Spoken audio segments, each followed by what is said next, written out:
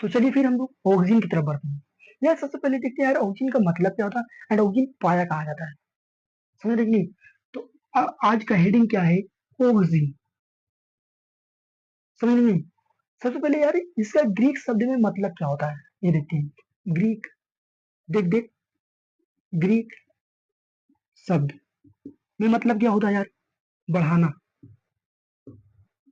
समझ रहे कि यानी कि टू ग्रो, इसका मतलब क्या होता है, बढ़ाना, यानी कि टू ग्रो, समझ रहे कि नहीं।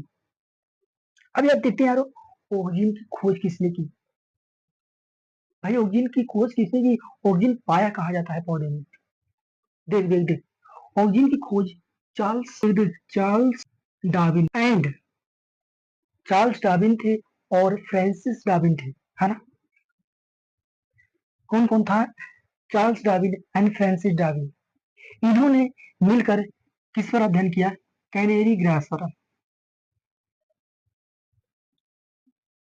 भाई किसको पता करने के लिए, किसको पता करने के लिए, ऑक्सीजन को, समझ रहे कि नहीं। अध्ययन किस पर किया, कैनेरी ग्रास पर,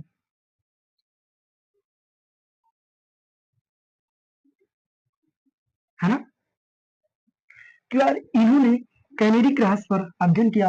अब ये कैसे अध्ययन किया, इसकी प्रोसेस क्या होते हैं, तो सबसे पहले इसको रब करके, तो यार इनका प्रोसेस क्या था, इनके प्रोसेस के बारे में देखते हैं यार।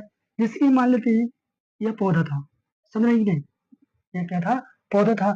इसमें जैसे ही लाइट पड़ती थी, प्रकाश पड़ती थी, तो यह पौधा क्या होता था, यह पौधा क्या होता था, प्रकाश की तरफ झुक जाती थी। अच्छा सर, इसकी लाइट पड़ते ही प्रकाश की तरफ झुक जाती थी, यस, यह पौधा प्रकाश की तरफ लटक जाती थी, झुक जाती थी, समझ नहीं गए, कुछ इस तरीके से हो जाती थी, कुछ इस तरीके से हो जाती थी, समझ रहे कि नहीं। और जिसको ही क्या कह देते हैं, प्रकाश विवर्तन। अच्छा, देखो क्या कहते हैं, प्रकाश विवर्तन। अच्छा सर, समझ में आया, समझ में आया, प्रकाश विवर्तन।